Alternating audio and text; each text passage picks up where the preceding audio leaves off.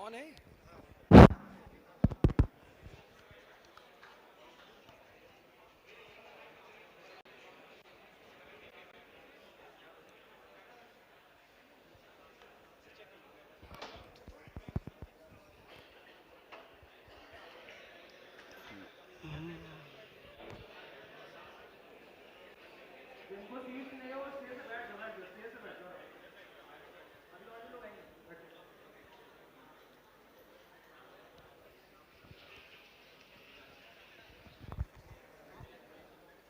Okay, so this is basically one of the first session of UPSC, और course welcomes you all to the session of आवाज होता है जो तुमने अभी स्टैंड ओवेशन दिया है. Everyone knows कौन है. There is no introduction needed. Yes, very good. So without wasting any time, just Please, please. I'll stand.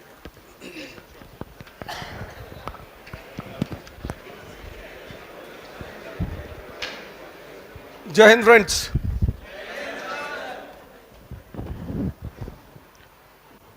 IIT or and Indian Institute of Talents. For past 20 years, I don't say technology. I say Indian Institute of Talent. In past 20 years of my teaching career in this field of civil services, I have at least 15 IITians as an IS officer in UP itself. And now I cannot take the name of all of them, but one of them I'll take. I have asked him also that I'll take your name today. So that will be a, others will immediately say, ki, sir, what wrong we have done. And in entire India, I cannot count the number. But one of them, I want to mention his name. He's from IIT Kanpur. Mr. Shashank Tripathi. He got 269 rank in his first attempt in civil service. In second attempt, he got 5th rank. That is not important. Important is that IIT student having Sanskrit as an optional.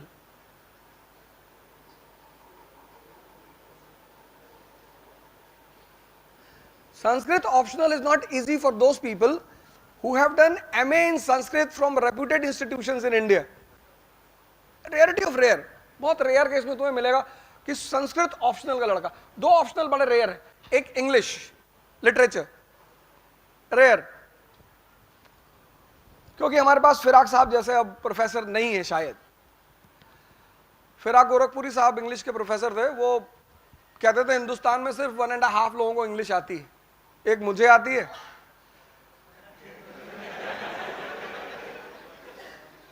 और वो कहते थे आधी नेहरू को आती है.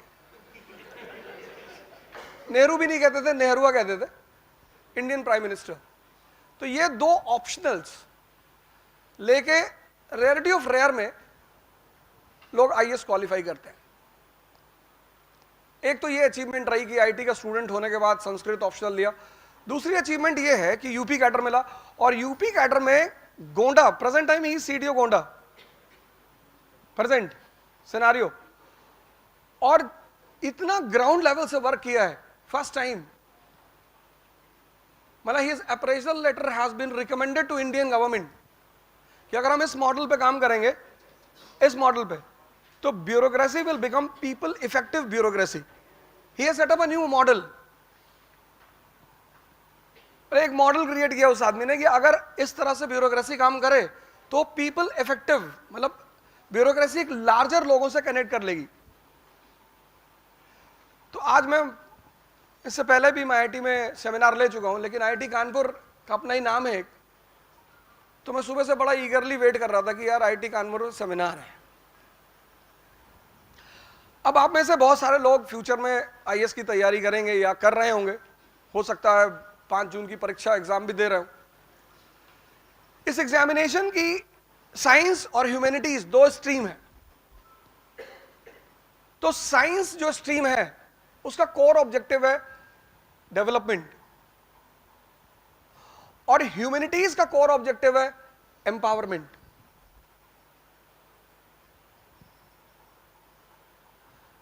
You got my point?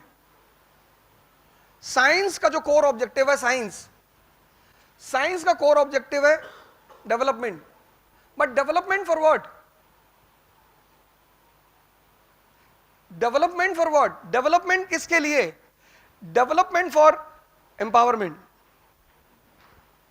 और जहां भी टेक्नोलॉजी, आज पूरी दुनिया को हम दो पार्ट में डिवाइड कर सकते हैं। एक पार्ट जो साइंस एंड टेक्नोलॉजी को सबसे ज्यादा प्रायोरिटी देते हैं, अकॉर्डिंग अलॉन्ग साइड, मतलब साथ में ह्यूमैनिटीज के साथ, they are very powerful countries.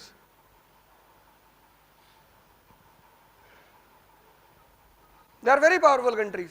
अगर मैं अभी आपसे पूछूं कि भारत की जो प्रेजेंट सिचुएशन है कि हम इतने पिछड़े हैं दुनिया में, इतने ज्यादा भी नहीं है, अब तो इमरान खान साहब भी तारीफ कर रहे हैं, और ये बड़ी डेवलपमेंट है हमारी, मतलब इससे बड़ी अचीवमेंट तो हो ही नहीं सकती। पता नहीं प्रेम से कर रहे हैं या डर के कर रहे हैं, लेकिन कर रहे हैं। तो रिसोर्सेस होने के बावजूद अगर आपसे यह सवाल किया जाए कि what is the main reason for backwardness of India, तो what will be your answer? If you want to answer, just raise your hand, I will connect with you. What will be your answer? Any, only one reason.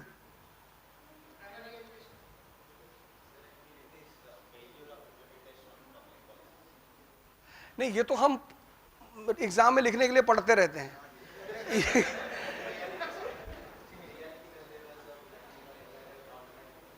ना exactly, it's a problem. मैं अच्छा, शायद मेरा question पकड़ नहीं पाए। मैं ये कह रहा हूं कि जैसे जर्मनी है, Germany is a country which fought 2 world wars. Germany got destroyed in 1918. Germany got devastated in 1945. The country which started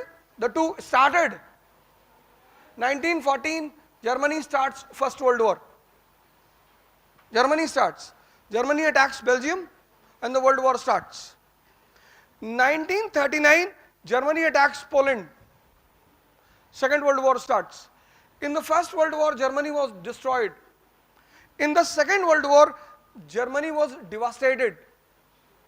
But today, Germany is a power in Europe. Power. The country which got devastated in the Second World War, the country which was destroyed in the First World War is a power. तो कोई तो core reason होगा ना, core. Any core reason, बाकी तो ठीक है, failure of education policy, failure of implementation policy, कोई कोर रीजन होगा। करप्शन ज्यादा है। अच्छा, इफ आई आस्क यू कि what are the 2 important economic pillars of modern world, आज का जो मॉडर्न वर्ल्ड है उसके 2 इंपॉर्टेंट इकोनॉमिक पिलर्स कौन कौन से हैं?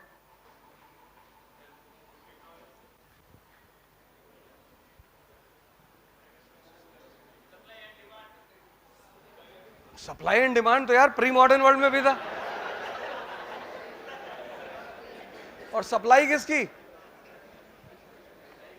Modern world. Modern, the 2 pillars of development in modern world,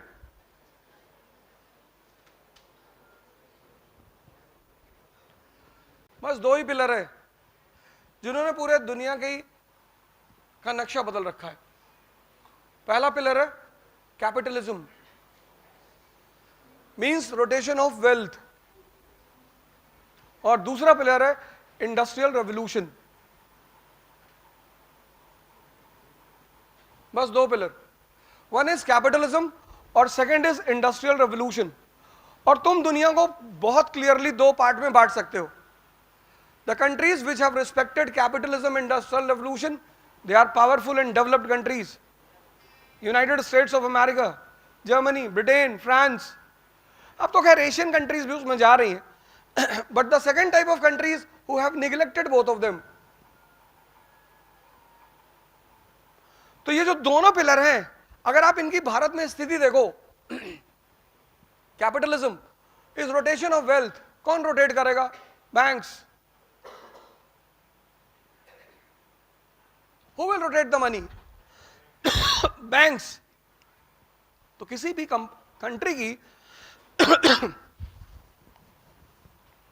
banking system और इंडस्ट्रियल सेक्टर अगर मजबूत होगा तो वो कंट्री इकोनॉमिकली और सोशली बहुत मजबूत होगी. आज अफगानिस्तान में वुमन की इतनी बुरी कंडीशन है, पर यूएस में उसका जस्ट रिवर्स है. उसकी एक सिंपल वजह है कि यूएस की जो वुमन है वो इकोनॉमिकली इंडिपेंडेंट है. Economic strength provides you social strength. तो जो सबसे पहली रिक्वायरमेंट है इस एग्जामिनेशन की वो है a very sound wisdom. Knowledge तो आप लेकर आए, आपने आईटी क्वालिफाई किया, मतलब आप नॉलेजेबल हैं, आप पढ़ने लिखने वाले लोग हैं. तीन चीज पे तो आपसे बात ही नहीं करनी. पहली जो तीन बेसिक एलिजिबिलिटी है यूपीएससी प्रिपरेशन की, उस पे तो आपसे कोई बात ही नहीं करनी. Sitting hour, thinking and studying, वो आपके पास है ही, नहीं तो आप इस कैंपस में नहीं आते. उन तीन चीजों पे आपसे बात ही नहीं करनी. लेकिन जो पहली रिक्वायरमेंट है जो किसी किताब से नहीं मिलती, किसी कॉलेज से नहीं मिलती, किसी यूनिवर्सिटी से नहीं मिलती. 1998 में पाकिस्तान के फॉरेन मिनिस्टर और इंडिया के फॉरेन मिनिस्टर ये सब यूएन में मौजूद थे. तो पाकिस्तान ने एक मुद्दा उठाया जो शुरू से आजादी से उसका मुद्दा ही है कि कश्मीर हमारा है. तो इंडिया के फॉरेन मिनिस्टर ने कहा कि सर हम मानते हैं कि कश्मीर पाकिस्तान का है. और कश्मीर में बहुत पहले जब ऋषि कश्यप हुआ करते थे एंशिएंट पीरियड में, तो वो डल झील पे नहा रहे थे और ये पाकिस्तानी उनका कपड़ा उठा के भाग गए.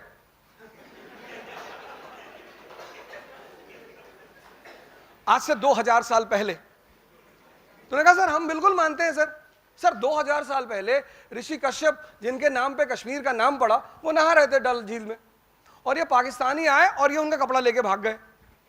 तो पाकिस्तान के फॉरेन मिनिस्टर ने कहा कि आपका दिमाग खराब है, 2000 साल पहले तो पाकिस्तान था ही नहीं.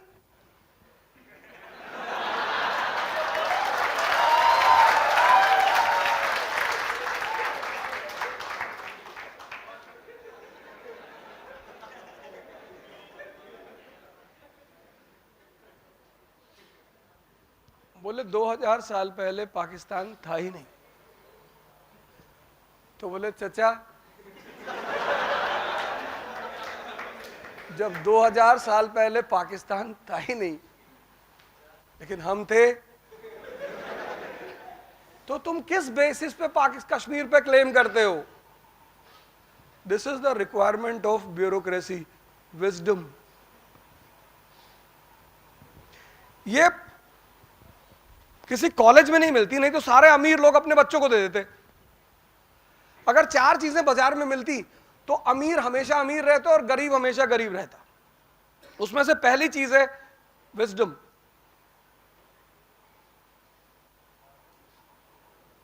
दूसरी चीज है डेयरनेस, अंबेडकर जैसी डेयरनेस कि हम तो पढ़ेंगे, कोई कुछ भी करे, हॉल में बैठने दे ना बैठने दे फिर भी पढ़ेंगे. तीसरी चीज है कॉन्फिडेंस. मिसबाहुल हक जैसा नहीं,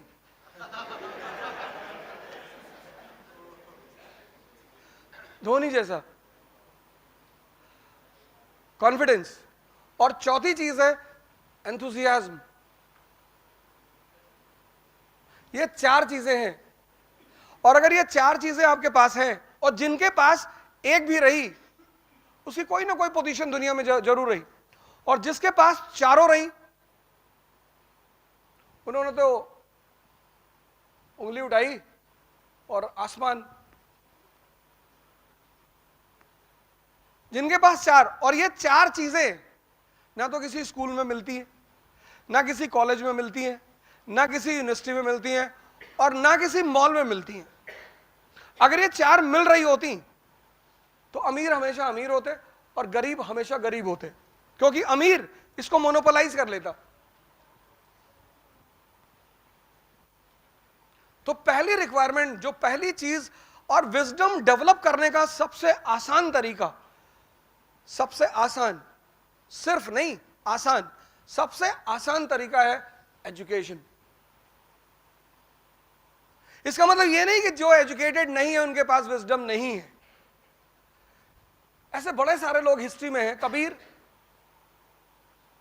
कबीर एक आदमी आया, उनसे कहा कि साहब शादी करनी चाहिए या नहीं करनी चाहिए?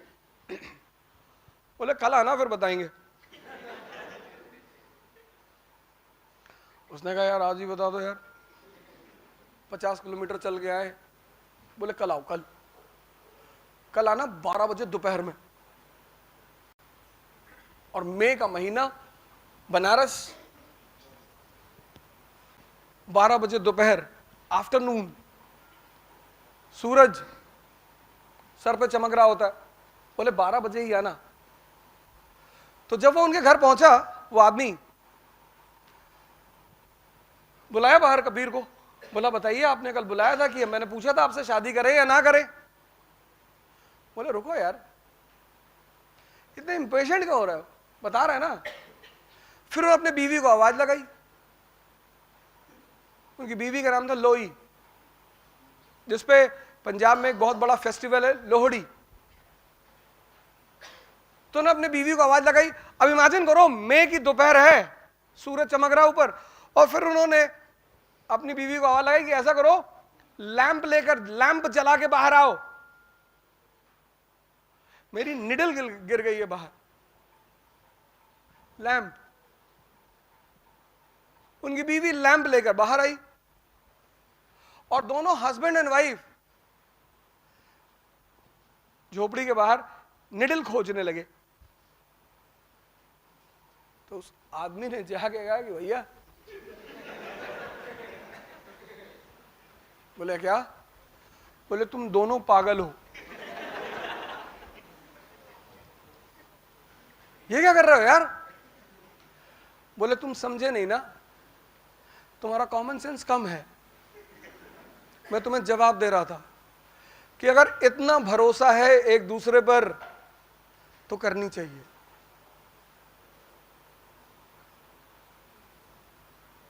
विजडम, राजशाही का पहला सिद्धांत है विजडम, किंगशिप का, एरिस्टोक्रेसी का। इसीलिए राजा कौन बनेगा ये स्कूल डिसाइड नहीं करेगा। हो सकता है मोदी जी से क्लास 4th में, जैसे हमारे टीचरों ने पूछा था, टीचर पूछते ही है कि बड़े होकर लोग क्या बनेंगे, तो एक रो तो पूरी इंजीनियर बन जाती है।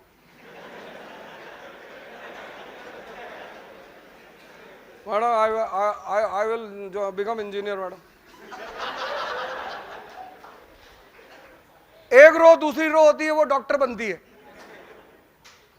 कि हम तो भैया डॉक्टर बनेंगे। एक रो को समझ में नहीं आता क्या बोले, तो बोलती I will ask my father and then tell. उसमें कोई एक आदमी कहता होगा शायद कि मैं प्रधानमंत्री बनूंगा, और उसकी टीचर उसे स्लैप कर देती होगी, your father is a auto driver and you become a prime minister, get out from the class. Wisdom. The first and the foremost requirement of aristocracy or kingship is wisdom. Wisdom आएगी कहां से? Education से। जैसे अभी आप humanities के subject उठाएंगे, modern India उठाएंगे, तो एक पढ़ने का तरीका है पुरोहितों की तरह, प्रीस्ट, उसको बोलते हैं प्रीस्टली अप्रोच। पढ़े जा रहे हैं,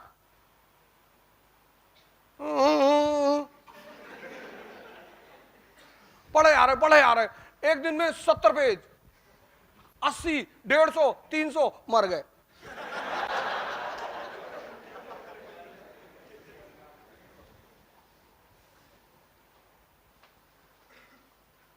एक होता है सेंटली अप्रोच। पढ़ने के दो अप्रोच है, एक है प्रीस्टली अप्रोच, आप बहुत पढ़ते हैं, आपको आता कुछ नहीं।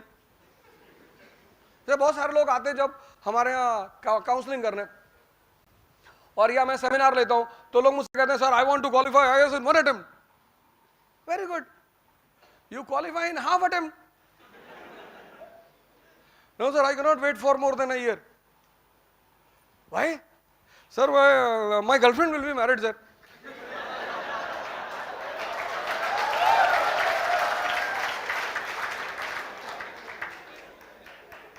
मैंने कहा वेरी गुड यार, तुम दूसरे से कर लेना. Sir you don't have a feeling sir.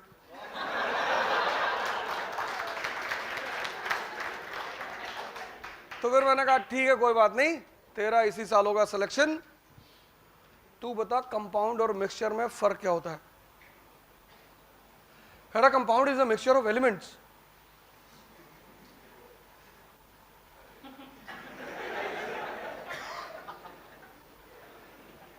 मैंने कहा बेटा अगर मैं भगवान तो हूं नहीं, लेकिन कभी कभी शैतानों जैसी बातें करता हूं. ऐसे पढ़ोगे ना ऐसे, तो 7,000 जन्म लगेंगे. तुम्हारा बेसिक्स, आप इंजीनियर, आपको पता नहीं कंपाउंड और मिक्सचर में फर्क क्या. आप कह रहे compound is a mixture of elements. Basics, basics. अब मैंने कहा ना दो अप्रोच है पढ़ने के. एक प्रिस्ली अप्रोच, पढ़ते बहुत हैं, बहुत पढ़ते हैं,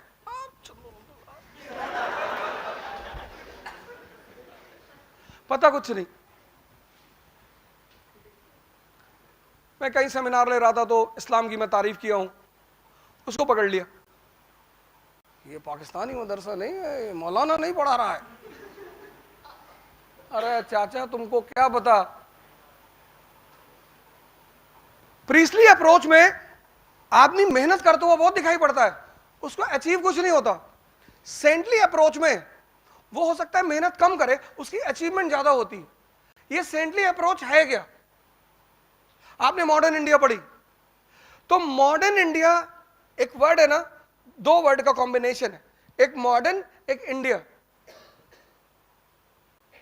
तो जब आप मॉडर्न इंडिया पढ़ रहे हैं तो आपको कुछ तो ऐसा पता चलेगा कि आप कहें कि it is different from ancient and medieval, है ना. मॉडर्न इंडिया मतलब क्या. You completed modern India. तो when you completed modern India there should be certain things which should be very much clear to you. आपने कहा modern world,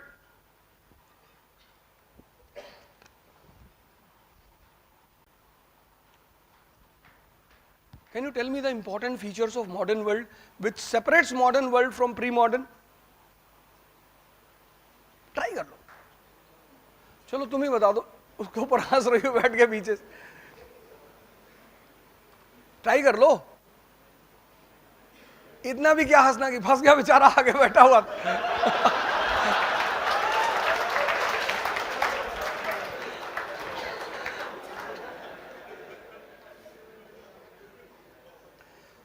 modern world, जैसे एक word आया मॉडर्न वर्ल्ड, तो कभी कुछ फील किया है अलग सा कि मॉडर्न वर्ल्ड का मतलब ये क्या.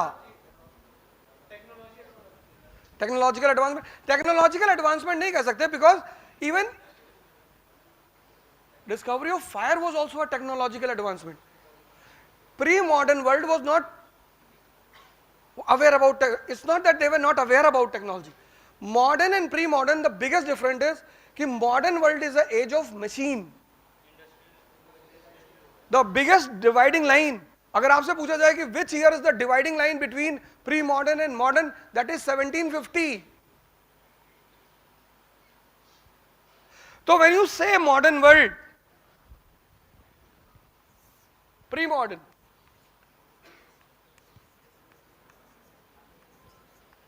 एंड मॉडर्न,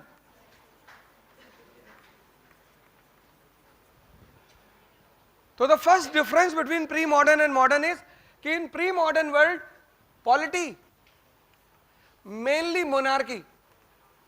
पूरी दुनिया में तुम्हें मोनार्की मिलेगी, मोनार्की, मेनली मोनार्की. मोनार्की के अलावा भी कई सारे रूल्स थे, ओलिगार्की भी थी, बट मेनली मोनार्की.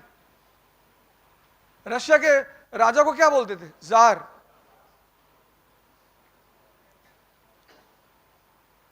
जार। मुगलों को क्या बोलते थे? बादशाह। Mainly monarchy. Pre modern polity was mainly monarchy. Modern polity, parliamentary form of government. This parliament system was not present in pre-modern. It's a modern phenomena, parliamentary form of government. This is the first thing which should strike in your mind कि modern मतलब यार modern political order. What is the main thing of modern political order? Parliament. Society, privileged classes, privileged. Society, privileged classes. There were certain classes which had privileges by birth. कुछ ऐसे class थे जिनको जन्म से privilege मिला हुआ था. Priests and nobles in entire world. Today you have a egalitarian society based on the principle of equality. And the biggest difference, biggest in pre-modern world, what was the constitution? Religion was the constitution. Religion. Quran, Bible, Vedas, they were called as Aparushe. Aparushe means not written by human being, written by God. And if they were written by God, so God will have a representative on this earth to implement that book. So king was called as representative of God. Divine right. So Ashoka takes the title of Devanam Piyadasi, beloved of God. Gupta rulers took the title of Param Bhagavad. The medieval rulers of India took the title of Jille Ilahi, shadow of Allah. Mr. Modi is not Jille Ilahi. He is Jille Jamhuriyat. Jamhuriyat means people, because today we have man-made constitution, and the story of this man-made constitution starts from United States of America, 1787. So the moment you say modern, that means now this is called as old order, and this is called as new order.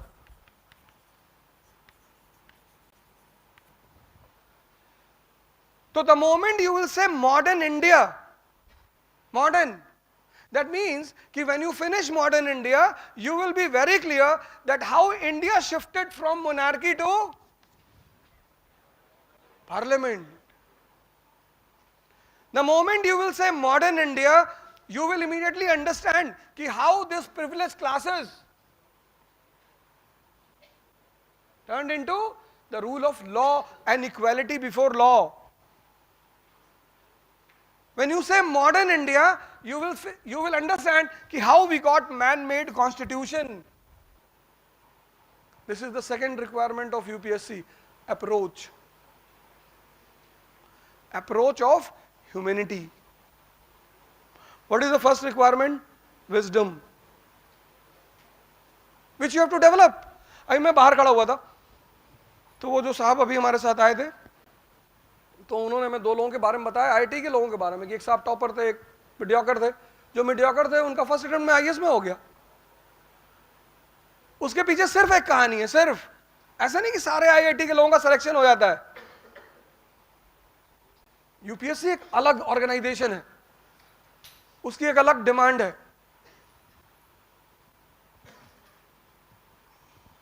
उसकी पहली demand है wisdom. Bharat में तीन ही लोग राजा हैं, एक PM, एक CM, एक DM.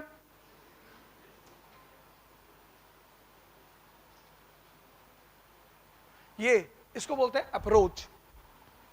When you said I have completed modern India, you have understood this story. Which story?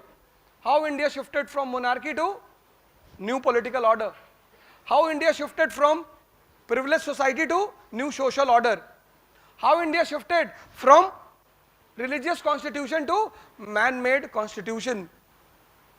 ये है मॉडर्न इंडिया. क्योंकि अगर तुम ये समझते हो, अगर तुम समझते हो तो तुम इंप्लीमेंट कर ले जाओगे. Study to for what? Study to learn. Why? To implement. UP, Bihar, Syria, Iraq of India.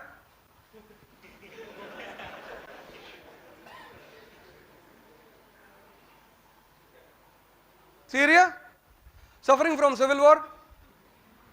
Syria suffering from civil war. Why? 13% Shia. 13% Shia. 78% Sunni.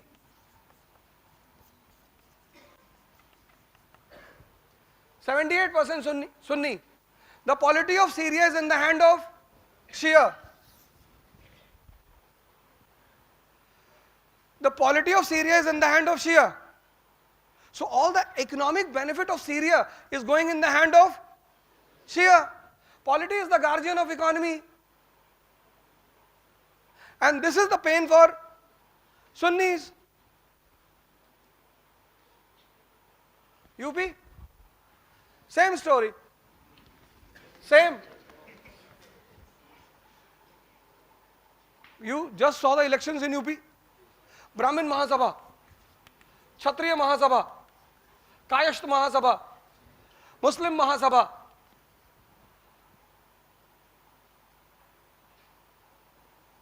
So if BJP will come into power, a particular section will get all the contracts. They will die for it. Political party के दो समर्थक होते हैं, एक लड्डू खाने वाले,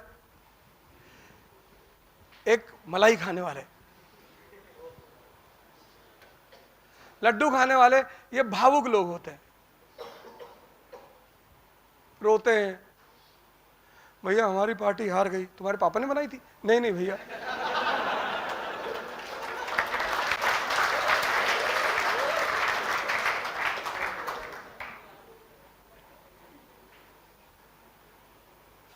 ऐसे ऐसे बहस करते बाहर. कोई फालतू में पर्चा भर रहे हैं, 1 रुपया नहीं मिलेगा.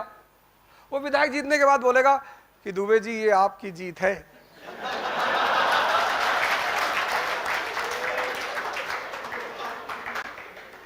दुबे जी 24 इंच की साइकिल लिए खुश है कि भैया आए और मेरे कंधे पे हाथ रखे. और कहाँ हाथ रखे? नहीं, बस कंधे पे ही रखे.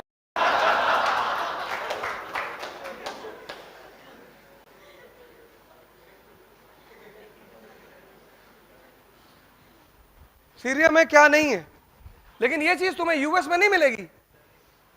America is for American. Industrial revolution हुआ है. Society has changed.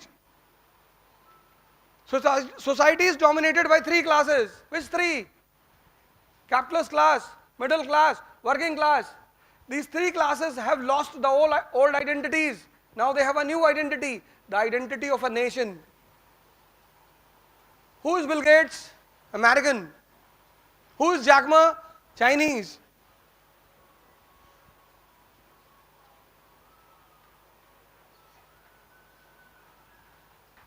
So if you want to end, if you want to control casteism, communalism, what you have to do? You have to promote industrialization in UP. What will happen because of that? Economy will change. The change in economy will lead to the change in society. This is the second requirement of UPSC approach. ऐसे नहीं पढ़ना. कुछ लोग आते हैं, sir किताब बता दो सर. क्यों? क्या करोगे? पढ़ेंगे सर. पिछले 16 साल से तो पढ़ ही रहे थे, क्या बिगाड़ लिए? नहीं नहीं सर ऐसा नहीं है, वो हमें बाबा ने कहा था कि तुम 17 साल के बाद ही सक्सेसफुल हो गए.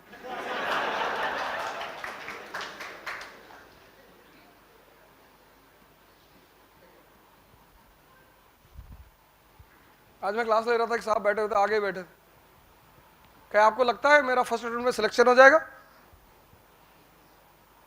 मैंने कहा मुझे लगने लगेगा अगर तुम मेरे एक सवाल का जवाब दे दो। तो मोती की अंगूठी पहन रखी थी उन्होंने। मैंने किस ग्रह की वजह से पहने हो इसको? अरे बोले अम्मा ऐसे पहना दी। हाँ चलो अच्छी बात है, लेकिन तुम्हारा तो माइंड अवेकेंड होना चाहिए ना। माता जी ने प्रेम में पहना दिया, कोई बात नहीं, तुम्हारा तो दिमाग जिंदा होना चाहिए। पत्थर पहनना बुरा नहीं है, तुम्हें तो पता हो कि किस प्लैनेट, उसकी पोजीशन वक्री है, किसके साथ बैठा है, किस हाउस में है, किस राशि का है, ये तो पता कर लेते नहीं। बाद में पता कर लेंगे कब? 3024 में। और यही पहन के इंटरव्यू बोर्ड में चले आओगे और वो बोर्ड मेंबर वही तुमसे पूछ लेगा, oh mister Singh, you are wearing pearl in your hand. अरे sir,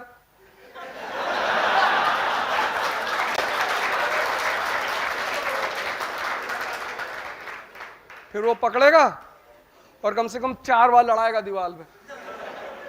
get out from here you rascal. Approach. The first requirement is wisdom. The second requirement is approach. क्यों पढ़ना है? इकोनॉमी क्यों पढ़ना है?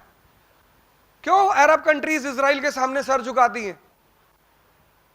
क्योंकि the most important phenomena of modern economies, capitalist economy, rotation. They have all the energy, but who rotates there wealth? Jews. सारी banking system किसके हाथ में? Jews.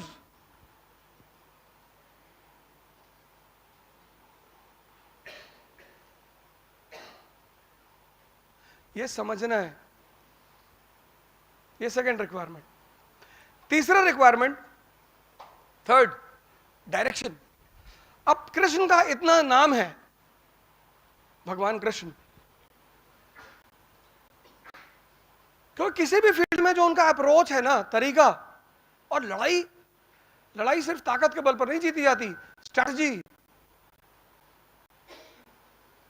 Preparation is equal to priority plus planning.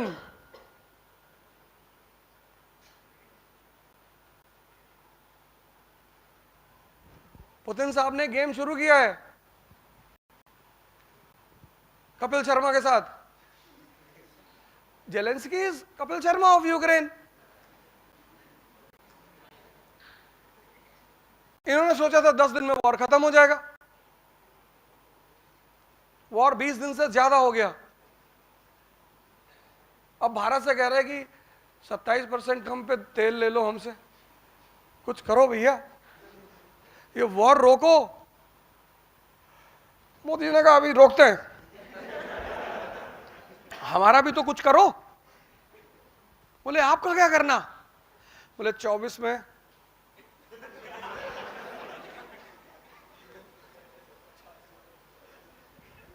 चार S-400. अरे बोले वो थोड़ी 400 seat. तो तुम क्रीमिया ले लिए, तो हमें कम से कम पीओके पे तो सपोर्ट करो. PoK integral part. तो पुतिन ने कहा मैं तो करूंगा यार, वो तुम्हारी मिसाइल उधर पाकिस्तान में गिर गई, तुम टेंशन मत लो. तुमसे कोई पूछेगा, कहते ना वो पुतिन ने फेंकी थी, टप्पा खा के आ गई यहाँ पे हमने.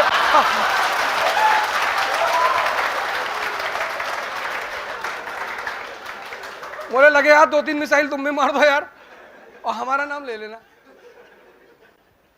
International relation is not like personal relation of common people, कि तुमने मुझे पेन नहीं दिया था, हम तुमसे बात नहीं करेंगे.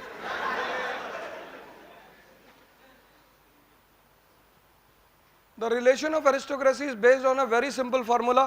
There are no permanent friends, no permanent enemies, only permanent interest. अब यूपीएससी का जो एग्जामिनेशन पैटर्न है, वो बड़ा प्यारा पैटर्न है. उसके थ्री फेसेस हैं. प्रीलिम्स, ये तो एग्जामिनेशन नहीं है, this is not examination, this is rejection, examination of rejection. उसका दूसरा फेस है मेंस, और उसका तीसरा फेस है इंटरव्यू. इस एग्जामिनेशन की सबसे प्यारी बात यह है कि तैयारी यहां से शुरू होती है, प्रीलिम्स की कोई तैयारी ही नहीं होती। There is nothing called preparation of prelims. तो तीसरी चीज है डायरेक्शन। भीष्म पितामह से बहुत लोग लड़े होंगे, अर्जुन से पहले, पर उनको पता नहीं था कि इनको मारना कैसे है। तो वो उसका कोच है अर्जुन का, कृष्ण, वो कहता तू टेंशन मत ले, शिखंडी को खड़ा कर दे। उसने शिखंडी को खड़ा कर दिया, पितामह ने हथियार रख दिए, अर्जुन पलटा पीछे कि भाई अच्छा नहीं लग रहा है।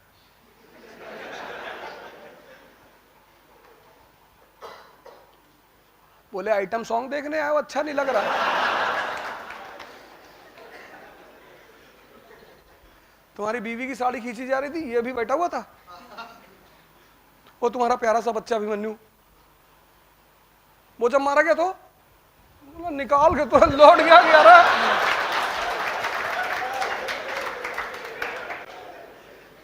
ये तीसरी चीज है यूपीएससी की, डायरेक्शन। तुम्हारी डायरेक्शन अगर सही है ना, तुम्हारा half of the game complete है।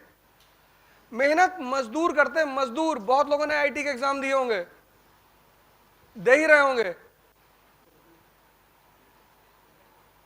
पर तुम लकी थे कि तुम्हें किसी ने डायरेक्शन बता दी, तुमने सही समय पे डिसीजंस ले लिए, और सबसे बड़ी बात कि उस नेचुरल फोर्स ने तुम्हारी मदद कर दी। और वो मदद ऐसे ही करती है, उसकी मदद करने का तरीका ऐसे ही है कि तुम तैयारी करने गए, तुम्हें ग्रुप बहुत अच्छा मिल गया, फाइटर टाइप का ग्रुप, 28 घंटा पढ़ने वाला, 4 घंटे सपने में भी लगा दिए। सो तुम्हें सीनियर्स मोटिवेट करने वाले मिल गए, तुम्हें लैंडलॉर्ड मिल गया, उसने कहा भैया ये मकान की चाबी लो, मैं तो अमेरिका जा रहा हूं। ये है फेट। ऐसे ही मदद होती है, ऐसे ही हेल्प होती है, कोई ऑब्स्टेकल नहीं। और कभी कभी तुम बहुत अच्छा बैकग्राउंड लेकर आए तैयारी करने, और तुमको क्लास में नॉर्थ कोरिया और ईरान मिल गया कि मोदी जी कौन सा IIT गए थे।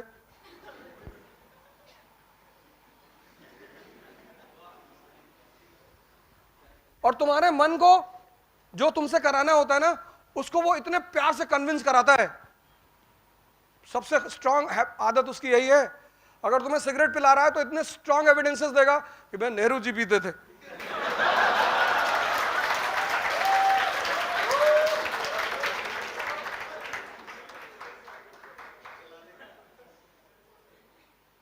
यही तो उसकी खासियत है, उसे तुम्हें जो कराना है वो इतने स्ट्रांग एविडेंसेस देगा, स्ट्रांग। अगर तुमसे ये कह दे कि यार रिक्शा वाला पीता है, तो तुम बड़ा ह्यूमिलेटेड फील करोगे कि अरे यार आईटी में रहे कि हम रिक्शे वाले वाली हरकत। लेकिन ऐसा नहीं कहता फीदल कैस्ट्रो, तुम उसकी फोटो ले आओगे सिगार लगाए हुए, और कमरे में लगा के तुम ऐसे खड़े होकर देखोगे कि यार हम भी थोड़ा सा लग तो रहे। इसकी तैयारी यहां से होती है, यहां से, मेन से। मेंस मतलब फैक्ट प्लस कॉन्सेप्ट, यह है मेंस।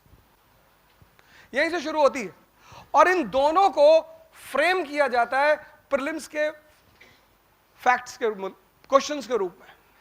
यह मेंस पहला स्टेप जो आईएएस का है वह है मेंस का। Prelims is a practice.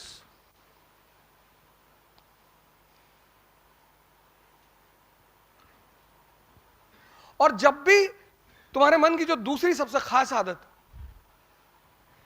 सबसे, शरीर की बीमारियां ट्रेस हो जाती है, मन की बीमारियां ट्रेस नहीं होती, क्योंकि वो कभी कभी उभरती हैं। तुमने पूरे साल तैयारी की, बड़ा मन उत्साहित रहा, स्ट्रांग रहा कि गैलेक्सी फाड़ के दूसरी गैलेक्सी में घुस जाएंगे, और जिस दिन एग्जाम देने का टाइम आया 24 घंटे नींद ही नहीं आई। मन का एक सबसे गंदा रोग है एक्साइटमेंट। एक्साइटमेंट क्या करता है, कॉमन सेंस को मार देता है। प्रीलिम्स में अगर 10 लाख लड़के बैठते हैं तो इसमें 50,000 ऐसे लड़के होते हैं, 50,000, जो रियलिटी में मेहनत करते हैं, पढ़ते हैं। 9,50,000 तो पापा कहे थे एक बार दे के देख लो।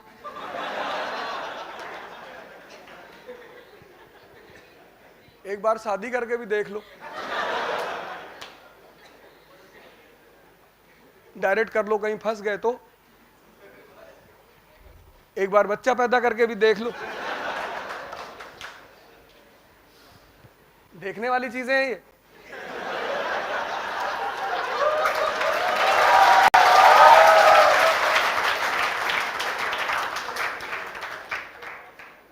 तो तुम तो कभी ये सोचो ही मत कि ये 10 लाख लोग एग्जाम दे रहे हैं। 9 लाख को तो पता ही नहीं। एम्बिशन, एम्प्लॉयमेंट सबकी तलाश है, एम्बिशन सबकी तलाश नहीं है। An IAS is an ambition.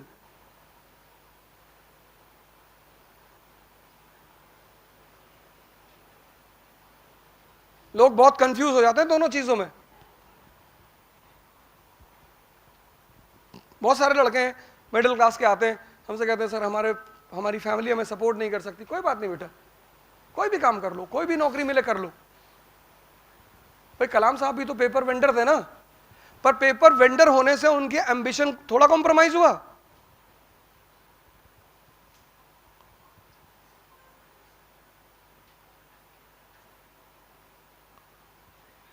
इस एग्जामिनेशन में क्या होता है प्रीलिम्स में कि जितने लोग ओवर एक्साइटेड हो जाते हैं, इसमें सारा खेल 60 क्वेश्चन का होता है, 40 किसी को नहीं आते।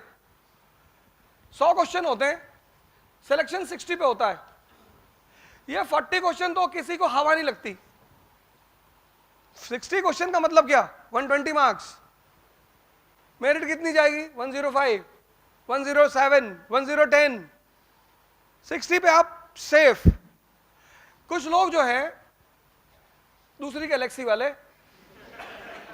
वो इस 40 की तैयारी करते हैं, कहते जो कोई नहीं करेगा वो हम करेंगे। जीतना है, और जीत कैसे भी होनी चाहिए। ये लड़ाई है, ये कॉलेज नहीं है। और लड़ाई का अपना सिद्धांत है। भाई शिवाजी क्यों नहीं हारे मुगलों से, राजपूत हार गए क्योंकि राजपूत लड़ाई में इथिक्स लगा रहे थे, उनके साथ जिनको इथिक्स की स्पेलिंग ही नहीं पता थी। मोहम्मद गौरी जमीन पे पड़ा था। सेंट्रल एशिया की टेरेन अलग है, वहां की ज्योग्राफी अलग है, वहां का इथिक्स अलग है। इंडिया का टेरेन अलग है, यहां की ज्योग्राफी अलग है। इंडिया का बेसिक प्रिंसिपल क्या है, live and let live. Central और वेस्ट एशिया, वहां का बेसिक प्रिंसिपल क्या है, किल और गेट किल्ड। हिंदुस्तान का सबसे महान राजा अशोक, और वेस्ट एशिया सेंट्रल एशिया का सबसे महान चंगेज खान। किसी एरिया को कब्जा करता था तो ह्यूमन स्कल की मीनार बनाता था, ह्यूमन स्कल की, to demonstrate the trailer of Changez Khan. Human skull की मीनार। फिर जब वो इंस्पेक्शन करने आता था तो उसके साथ कोई नहीं जाता था। ह्यूमन स्कल की मीनार। And when he used to go for inspection, no one followed him. Why? अगर उसको किसी भी स्कल में डिफेक्ट दिखाई पड़ा, इमीडिएट रिप्लेसमेंट, इमीडिएट। कि ये वर्मा जी का निकाल के लगा दो। चंगेज खान, किसी को नहीं पता वो कैसे मरा, कब मरा, कहां दफन है, आज तक नहीं पता। और उसके मरने के बाद 10 साल, 10 years, not 10 days, not 10 months, 10 years, his entire empire was running smoothly. 10 years, 10 साल, he was not on the throne. You can imagine his fear in his people. 10 साल पूरा एम्पायर उसका चलता रहा, किसी ने बगावत ही नहीं की। क्योंकि लोगों को पता था कि अगर लौट आया तो स्कल का ताजमहल बनवाएगा।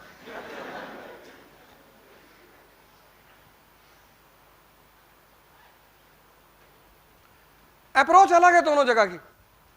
ये 40 ऐसे क्वेश्चंस होते हैं, जिस दिन प्रीलिम्स का पेपर होता है उस दिन हम जैसे लोगों को अपने मोबाइल फोन स्विच ऑफ करने पड़ते हैं।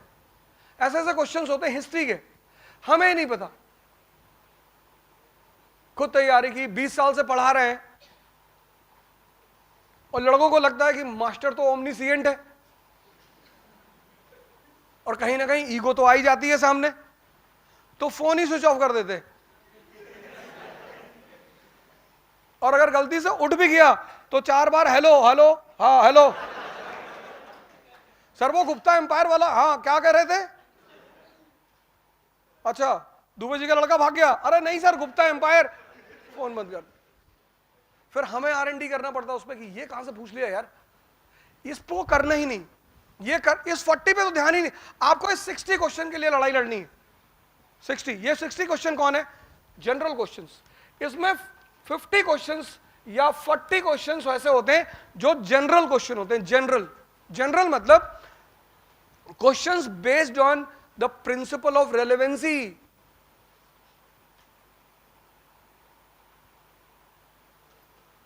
Questions based on the principle of relevancy, वो तब भी इंपॉर्टेंट थे, वो आज भी इंपॉर्टेंट है।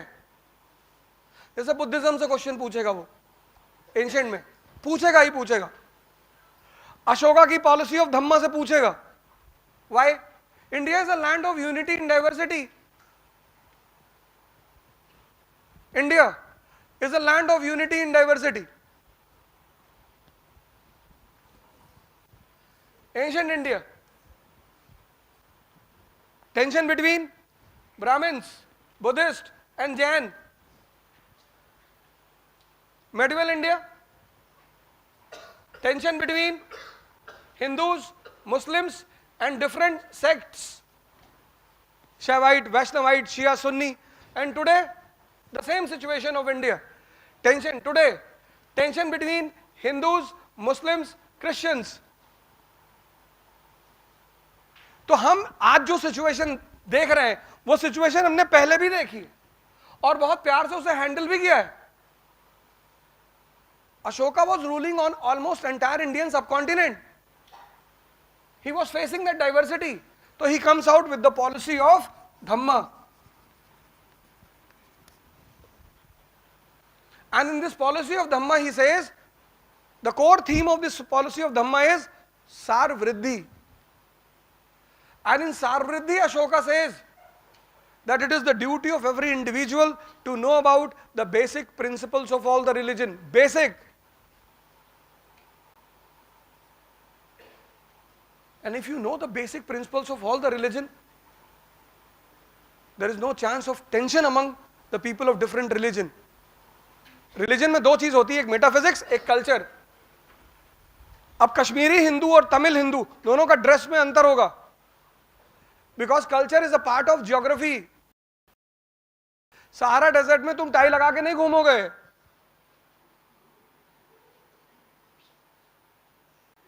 Tie is a part of European culture.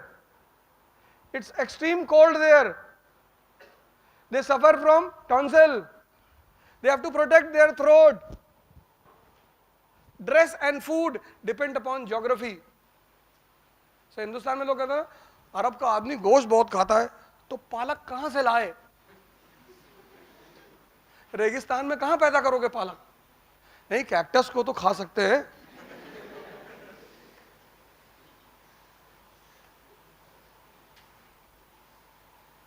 ये जो 60-40 का खेल है, ये 60, ये जनरल क्वेश्चंस, मतलब questions of relevancy.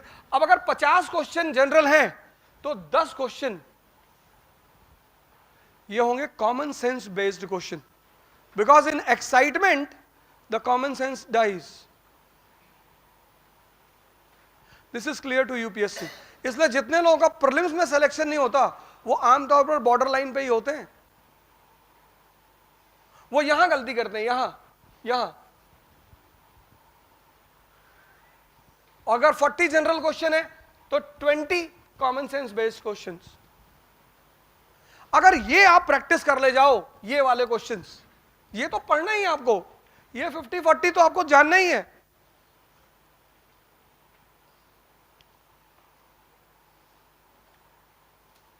Mains is a preparation, prelims is a practice. जितनी प्रैक्टिस करोगे, जितनी, अगर अगली बार कभी कोई प्रोग्राम होता है तो मैं कोशिश करूंगा आप ही के कानपुर के आईआईटी से किसी को बुलाते हैं जो यूपीएससी में रैंक कर रहे हैं, तो और भी अच्छा लगेगा।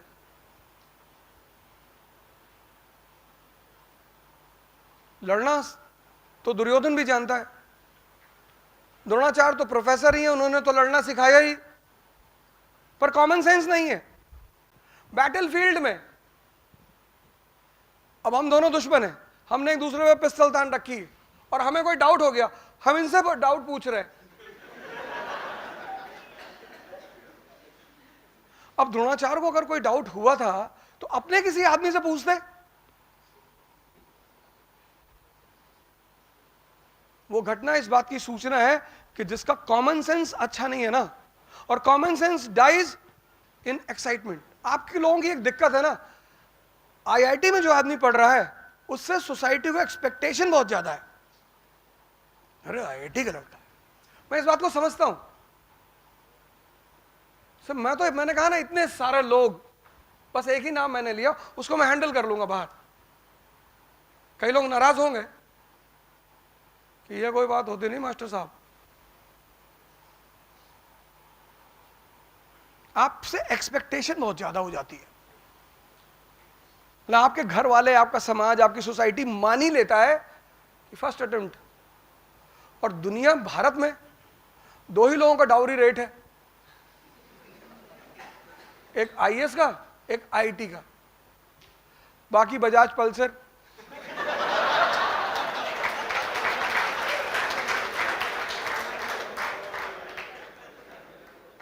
भैया जिस कैंपस में टीसीएस ब्लैक लिस्ट में आती है, जहां 3 लाख सैलरी के पैकेज को लड़के सुनना नहीं चाहते,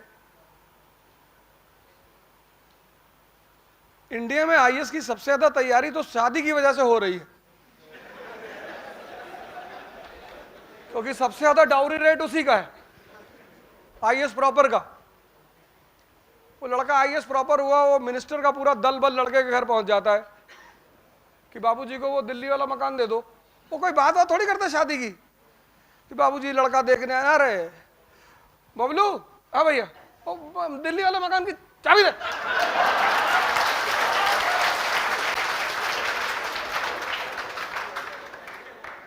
अच्छा बाबूजी खेत भी देखने जाते होंगे, हाँ वो फॉर्च्यूनर छोड़ देना, नई वाली, वो जो बिना एक्सीलेटर दबाए चलती, हाँ वही वाली, और 4 करोड़ अभी रख दो, कैश है सब, 2000 की नोट है बाबूजी, आराम से गिनिएगा। और शादी की डेट हमने सोच ली है, बता देंगे आपको। वो सब बात मिनिस्टर बात करने थोड़ी आते। और ज्यादातर लोग भी सोचते हैं कि यार मिनिस्टर के घर में शादी हो जाएगी तो लड़के की नौकरी सेफ रहेगी जीवन भर। अगर मान लो गलती से तमिलनाडु कैडर मिल गया तो बिहार डेपुटेशन पे बुला लेंगे। हिंदुस्तान में शादी 2 इंडिविजुअल के बीच में थोड़ी होती है, 2 परिवारों के बीच में होती है। कोशिश करके देख लो।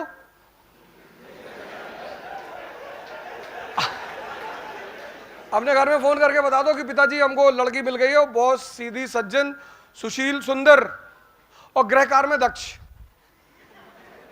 एफिशिएंट। तो पिताजी पहली बात यही पूछेंगे कि पापा क्या करते हैं लड़की के? तुमने कहा जी वो रिक्शा चलाते। भाई साहब ऐसी ऐसी बात बोल देंगे ना कि फोन का स्पीकर फट जाएगा कि तुमको पढ़ाना ही बेकार हो गया। और तुमने कह दिया कि साहब वो लड़की पापा वो हफ्ते में 1 ही दिन घर आती है लौट के, बाकी शराब बहुत पीती है, लेकिन पापा सेंट्रल मिनिस्टर है। बोले बेटा ये तो संगत का असर है ना, हमारे घर में आएगी तो साधु संगत में रहेगी, तो सोडा वाटर पिएगी नींबू डाल के। और तुम इतने बड़े हो गए, तुम्हें पूछने की क्या जरूरत है, कर ही लिए होते। In India, marriage is not between two individuals, it is between two families. यहां सबको बाहुबली बनना है।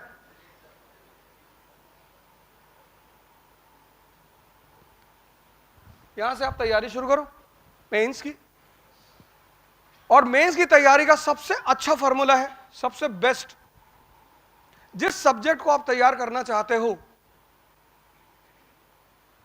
उसकी टेक्स्ट बुक खरीदने से पहले उसका अनसॉल्व्ड खरीदो मेंस का।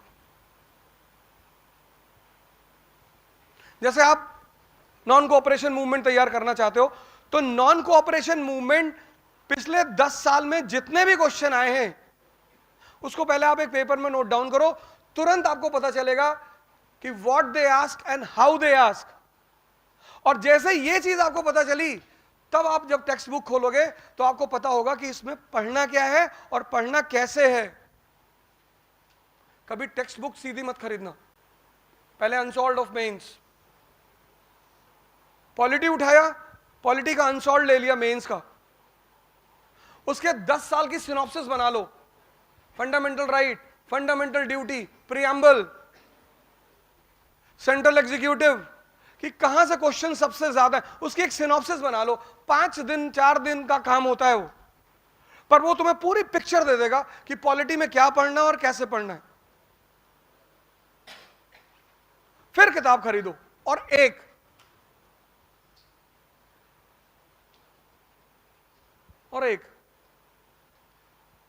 एग्जैक्टली वही काम प्रीलिम्स में करना होता है, सेम। यहां सॉल्व लेनी होती है चैप्टर वाइज। और आपके एक बार चूंकि आपने ह्यूमैनिटीज को क्लास 10 में छोड़ दिया, तो आपका अप्रोच मिसिंग है। और अब तो बड़े सारे ऑप्शन है पढ़ने के, अब तो ऑनलाइन ऑफलाइन सारे ऑप्शंस हैं, अब तो ऑप्शंस की कमी ही नहीं है।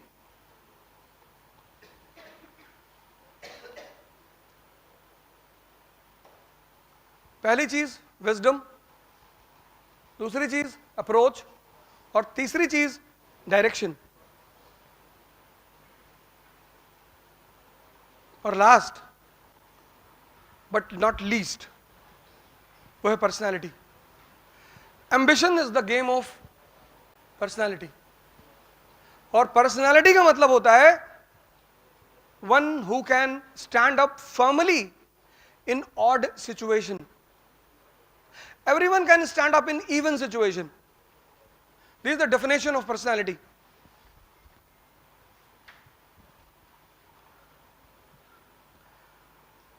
जो भी आदमी odd situation, odd,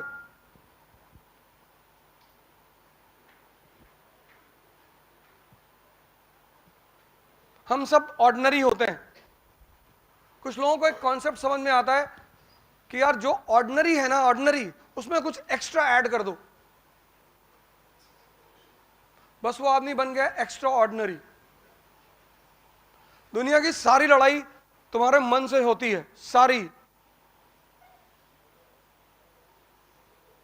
मैं जब भी जाता हूं, जहां भी जाता हूं, तो इस पॉइंट को स्पेसिफिकली एम्फसाइज करता हूं। अगर तुम्हारा मन ताकतवर नहीं है तो तुम एम्बिशन के काबिल नहीं हो, पढ़ते तुम कितने भी हो कोई फर्क नहीं पड़ता। और अगर गलती से जॉब लग गई, गलती से भी, तो कर नहीं पाओगे। Because as a bureaucrat you have to deal with all the dangerous people of the world, that is legislature. Personality, ये 4 बेसिक रिक्वायरमेंट्स हैं प्रिपरेशन की। Wisdom, approach, direction, personality. अब अगर आपको कोई क्वेश्चन करने हैं तो आप पूछ सकते हैं।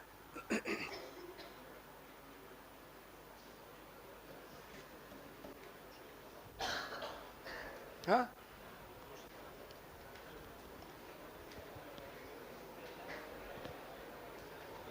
मेरी भी ट्रेन है, मुझे दिल्ली निकलना है अभी रात में, हाँ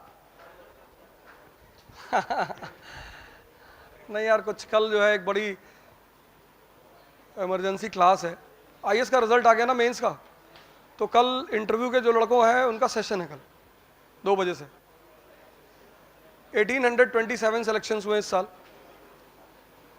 तो कल उसका पूरा सेशन है इंटरव्यू का। कोई क्वेश्चन नहीं, please please please please please.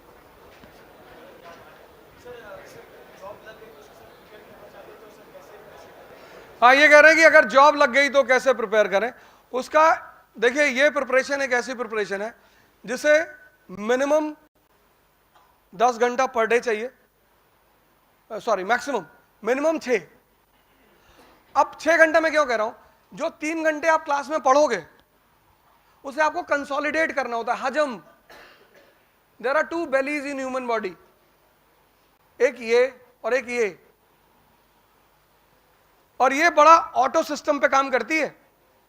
इसे जो चीजें पसंद होती हैं वो खुद ब खुद ऑटो सेव कर लेती है, और जो पसंद नहीं है उसे सेव करने में बहुत दिक्कत होती है। तो जब आप ह्यूमैनिटीज से पहली बार टच में आते हो तो आपके लिए सबसे बड़ा चैलेंज होता है उसका कंसोलिडेशन। तो अगर जॉब में आप हैं तो आपको मैक्सिमम 2 साल लगेंगे, क्योंकि जॉब के साथ 6 घंटा निकालना ही पड़ेगा। 3 घंटे की क्लास और 3 घंटा डाइजेशन, वो 6 आवर्स आपको निकालने ही निकालने हैं। मतलब minimum hours requires per day 6 and maximum our is 10। बाकी कोई कॉन्सेप्ट नहीं है। तो कई बार लोगों ने हमसे पूछा, ये तो खैर सवाल ये है कि नौकरी करते वक्त कैसे करें। तो कई बार लड़के आते तो पूछते कितने घंटे पढ़ें। मैंने कहा गर्लफ्रेंड है, बोले गर्लफ्रेंड तो नहीं है। हमने कहा तब नहीं बता पाएंगे। तो जाके एडमिनिस्ट्रेशन में शिकायत कर दी कि mister Roja was talking about girlfriend, my father has not sent me here to make a girlfriend, I am here to study. तो मैनेजमेंट को भी लगा कि यार लड़का तो बड़ा सिंसियर है। तो मैनेजमेंट ने मुझे बुलाया, बोला mister Roja why you say talk all these things to the students. मैंने कहा students, aspirants, competitors, they are not students. फिर मैंने, लड़का खड़ा था ऐसे देख रहा था मुझे, मैंने कहा तुमने ये नहीं पूछा कि ये सवाल मैंने तुमसे क्यों किया। हमारा ऑफिस राजेंद्र नगर में है, राजेंद्र नगर के पीछे बुद्धा पार्क है, ताल कटोरा स्टेडियम। तो मैंने उसे कहा कि जाओ कभी वहां जाओ और पेयर्स जो बैठे हो तो उनको देख कर आओ। सुबह 8 बजे से बैठे रात 8 बजे तक, कोई काम नहीं, लड़की का बाल पकड़ के घुमा रहे दिन भर ऐसे ऐसे करके।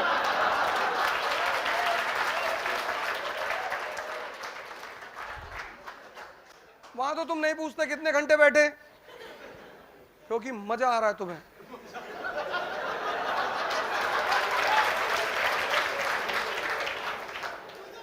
थ्योरी ऑफ रिलेटिविटी, जहां भी तुम्हें मजा आता है ना तुम वहां टाइम नहीं पूछते,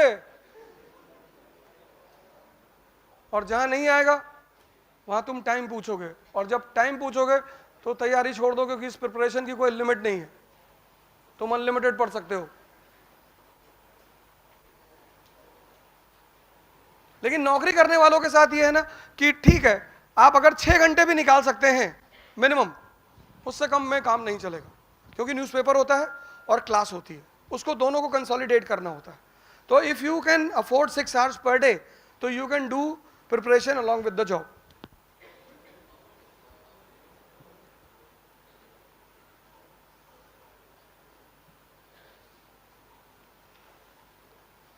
जी,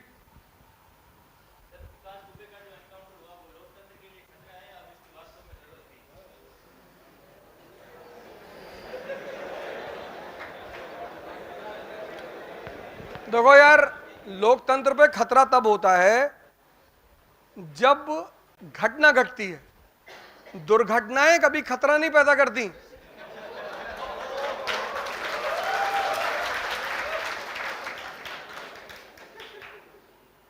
इट्स एन एक्सीडेंट।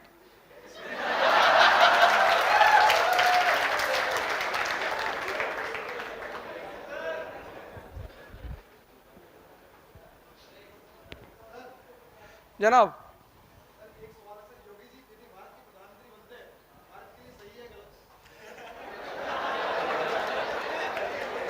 देखो भैया, यूपी को मिला मॉन्क और पंजाब को मिला ओल्ड मॉन्क।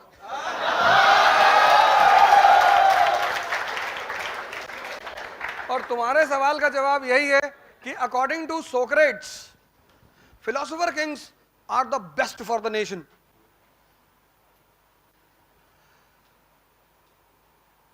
तो आपकी तमन्ना पूरी हो और योगी जी प्रधानमंत्री बने, फिर उनके कार्यकाल के बाद हम डिसाइड करेंगे कि सही था कि गलत था। पर अभी तो वो मॉन्क है। तो मॉन्क, उन्हें कौन सा अपने बच्चे के लिए पैसा इकट्ठा करना है या उसे रेलवे में ठेका दिलाना है, ऐसा भाजपा कहती है।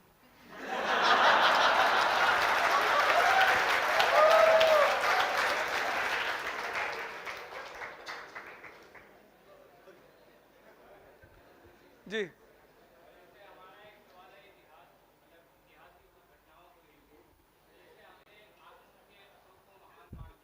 आंख मूंद के? अरे आंख मूंद के कैसे मानोगे?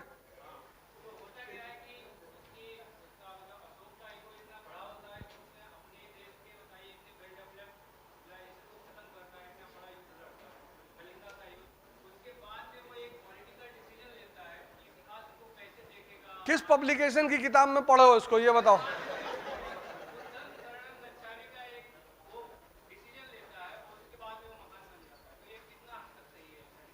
नहीं नहीं, देखो राजा जो है, राजा और संत दो अलग अलग अप्रोच है ना। कलिंगा का युद्ध हुआ, अब राजा जो, उसका तुमने शायद धम्म की परिभाषा नहीं पढ़ी। अपासियाने बहुकयाने दया दाने सचे सोचवे माधवे साधवे चा।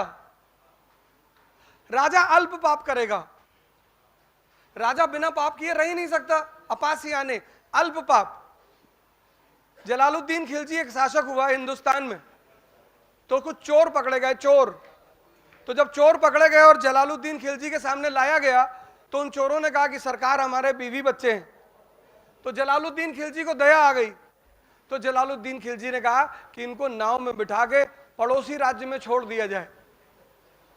राजा और दया करेगा? अखंडानंद त्रिपाठी, अगर वो ललित को मारेगा नहीं तो मुन्ना का दाग धुलेगा कैसे?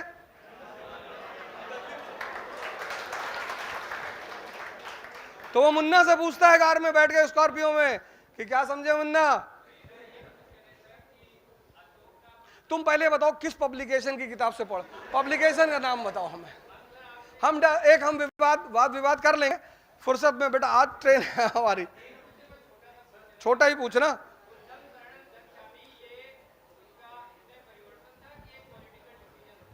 ये हृदय परिवर्तन नहीं था, ये अशोक का नीति परिवर्तन है।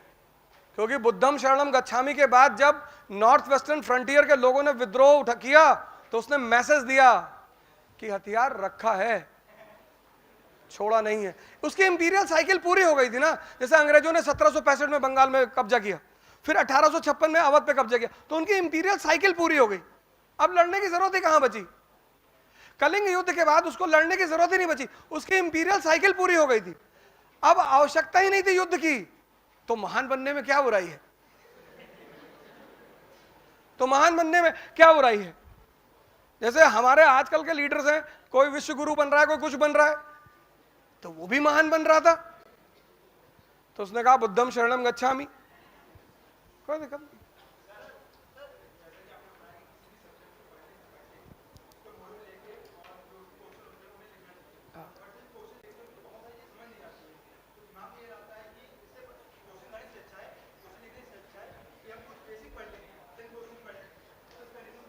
नहीं बेटा, evaluation will always be done by other people.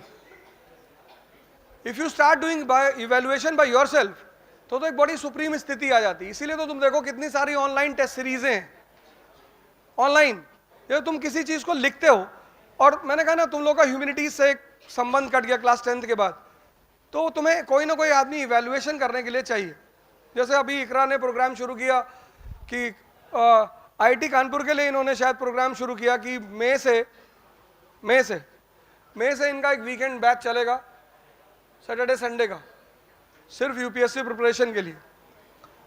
एक इनका क्रैश कोर्स वैसे ही चल रहा है, revision of prelims, test series prelims की, तो आपको इवैल्यूएशन करने के लिए एक सेकंड पार्टी चाहिए ही होता है, वो आप अपने से खुद से नहीं कर पाएंगे, दैट इज नॉट पॉसिबल।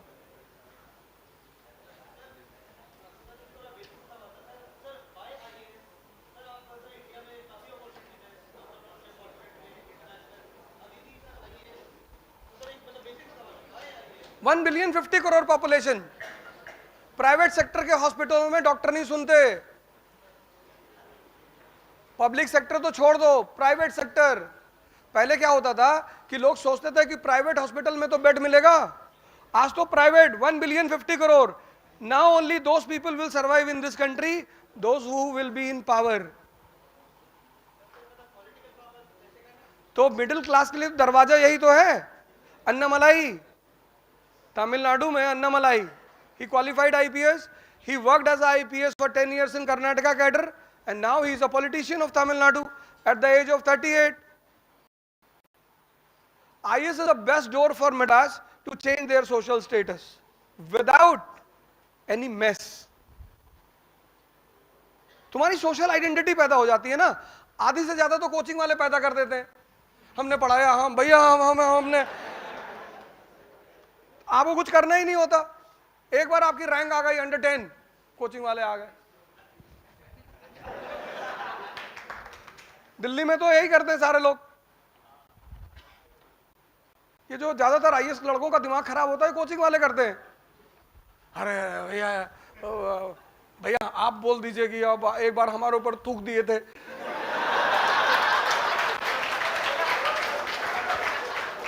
ऐसे कोई बड़ी चीज भी नहीं है, लेकिन जहां एडमिनिस्ट्रेटिव पावर है, मगर you can call a private hospital doctor कि मेरा पेशेंट जा रहा है जल्दी से देख ले, उसने कहा साहब टाइम नहीं है, 4 दिन बाद उसका लड़का पकड़ा गया कि 4 पैकेट गांजा लेके जा रहा था, और तुम्हारे रिश्तेदार के बेटे का, तुम्हारा तो कोई दिक्कत ही खत्म, तुम्हारी पर्सनल लाइफ रोटी कपड़ा मकान से तो तुम बहुत ऊपर चले गए, तुम्हारे लिए तो तुमने किसी ब्यूटी पार्लर वाले को फोन कर दिया कि पांडे साहब मैडम जा रही, 6 घंटे बिठा के रखना, एक इमरजेंसी मीटिंग है। जी जी सर जी। तुम्हें कुछ करना ही नहीं, तुम जिस शहर में जाओगे उस स्कूल का प्रिंसिपल खुद ही आएगा तुम्हारे पास कि साहब कितने बच्चे हैं, है तो 5, तू 2 का कर ले, जी साहब आपका, मेरा भी कर ले। तो ये जो कॉमन लाइफ की नेसेसिटीज है ना, इनसे तुम बहुत ऊपर चले आओ, तुम्हें लाइन में नहीं लग रहा मेट्रो के कि भैया टोकन लेना है, वो तुम्हारा पीएसओ होगा, मेट्रो में तुम्हें जाना ही नहीं, तुम्हारी स्कॉटिंग होगी, तुम्हारी शादी में किसी को तुम्हें फोन नहीं करना है, कैटरर को, फूल वाले को, किसी का बाग उखाड़ लेंगे, डीएम साहब की शादी है फूल नहीं दे रहा, तो ये चीज है इंडिया में। अब अगर तुम यहां से यूरोप चले जाते हो तो कोई दिक्कत नहीं, स्वीडन में सेटल हो जाते हो, जर्मनी में सेटल हो जाते हो, ऑस्ट्रिया में सेटल हो जाते हो, तो जर्मनी तो यार वहां पे अगर तुम्हारे घर में एसी नहीं है तो तुम्हें जेल में डाल देंगे, क्योंकि सारी जेलें सेंट्रलाइज्ड एसी हैं।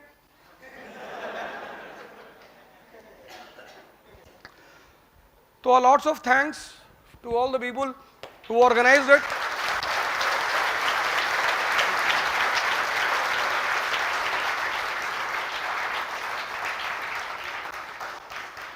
And thanks to all of you for being a good listener. Thank you.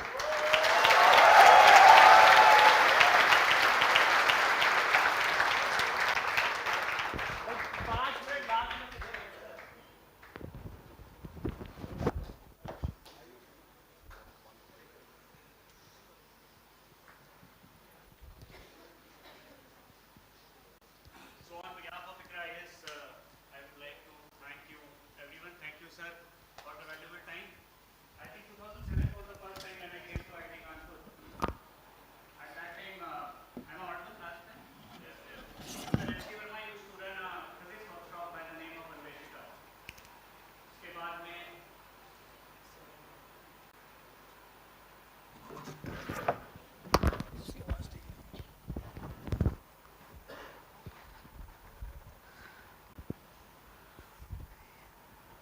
Yes.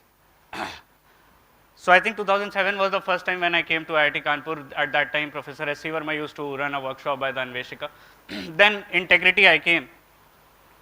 So sir सारी बात आप लोगों से कह रहे थे, तो मुझे लगता है कि आप लोग ऑलरेडी विशिष्ट कैटेगरी में हैं, अति विशिष्ट में जाने की शायद तैयारी में हैं, इसीलिए आप यूपीएससी की तैयारी के लिए आना चाहते हैं. और जो भाई साहब यहाँ से सवाल पूछ रहे थे कि यूपीएससी में आईएएस ही क्यों करना है, इनको कोटा फैक्ट्री देखना चाहिए सीजन 2. जीतू भैया will give the right answer if anybody of you have seen that season. So it's not about क्यों करना है, ये शायद सबसे पहला सवाल ज़रूर होता है सबके मन में, जो जिसका जवाब आपको ज़रूर पता होना चाहिए. आप आईआईटी में हैं, आपको एनआईटी भी मिल सकती थी, पर आप आईआईटी में हैं, राइट.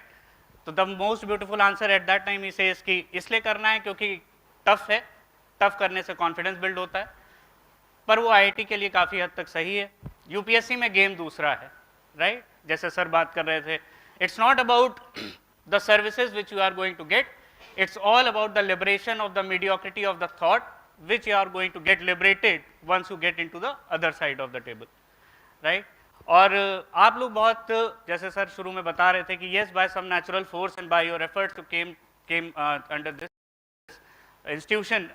I think कि in 2011 or 12 Integrity time Professor S.C. Verma was taking a class, a session. तो one student asked a very simple basic question कि किताबों में लिखा रहता है अर्थ से मार्स की डिस्टेंस इतनी है, अर्थ से चंद्रमा की डिस्टेंस इतनी है. तो वन स्टूडेंट आस्क कि how we actually measure it. The beauty of that person, he said कि I don't know professor Mahapatra is with you now और not, he teaches semiconductors and his specialization was in the astrophysics. So he said कि next session is with Professor Mahapatra. He will tell you the detailed diagram and I will tell you how we actually measure it. तो आप ऐसी personalities के अंदर groom up होते हैं, आप ऐसी पर्सनैलिटीज़ के साथ या ऐसे लोगों के साथ अपने 4 साल बिताते हैं. वरना बाबा फरीदी इंस्टीट्यूट ऑफ टेक्नोलॉजी से मैकेनिकल इंजीनियरिंग करने से और आईआईटी कानपुर में मैकेनिकल इंजीनियरिंग करने का बेसिक फंडा सेम है. 6 बजे सिलेबस, 8 बजे फोटोकॉपी, 10 बजे पढ़ाई, सुबह 6 बजे paper, right. That is almost same. पर आप यहाँ ये इसलिए हैं क्योंकि आप एक गेम का क्लैरिटी ऑफ थॉट समझ गए थे, इसलिए आपकी 4 साल की जर्नी काफ़ी लिबरेटेड है. Now if you want to enter into the another arena, right, my school seniors, my college seniors, Srijan Verma 2009 batch, I think mechanical engineering, currently posted in UP as an IAS 2011 batch.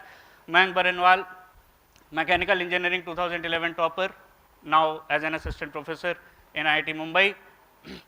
The best example which I always give between two persons, the Govind Jaiswal and the Gaurav Agarwal, right. Both people, Gaurav Agarwal, you better know because 2013 topper, your senior, you better know his academics, but finally he topped the examination.